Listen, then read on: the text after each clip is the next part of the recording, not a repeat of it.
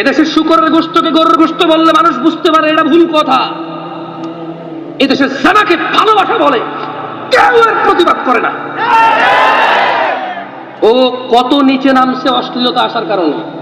আল্লাহ বলেছে জানা, রাসূল বলেছে জানা, কোরআন বলেছে জানা, হাদিস বলেছে জানা, আলেম বলে জানা, হুজুর বলে জানা, ওর মা বলে জানা, ওর বাপ বলে জানা, ওর সমাজ বলে জানা, ওর দিন বলে জানা, ওর নিজে জানে জানা, ও বলে ভালোবাসা। ও বলে কি ভালোবাসা? বিয়ে করে না, এটা নাকি ভালোবাসা? তাহলে জানা কোনটা? তাহলে জানা কোনটা? এটা যদি ভালোবাসা হয়, জানা কোনটা? আল্লাহ আমাদেরকে বুঝার তৌফিক দান করুন। যাই কোরআন তেলাওয়াত করলাম না বেশি। আজকের এই উপস্থিতি যারা আছেন,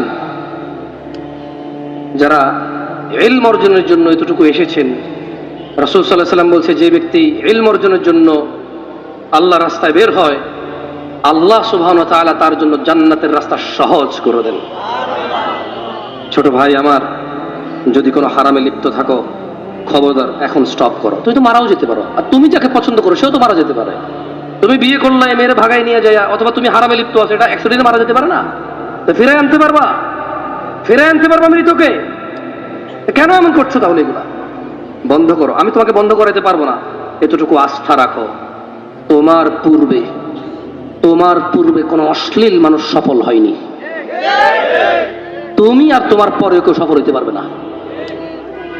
যা হয়েছে হয়েছে, আল্লাহর কাছে ফিরে আসো, ঈমান আনো, ভালো কাজ করো, পূর্বের সমস্ত গুনার জন্য অনুতপ্ত হও, তোমার সমস্ত গুনাহকে আল্লাহ নেকিতে পরিবর্তন করে দেবে।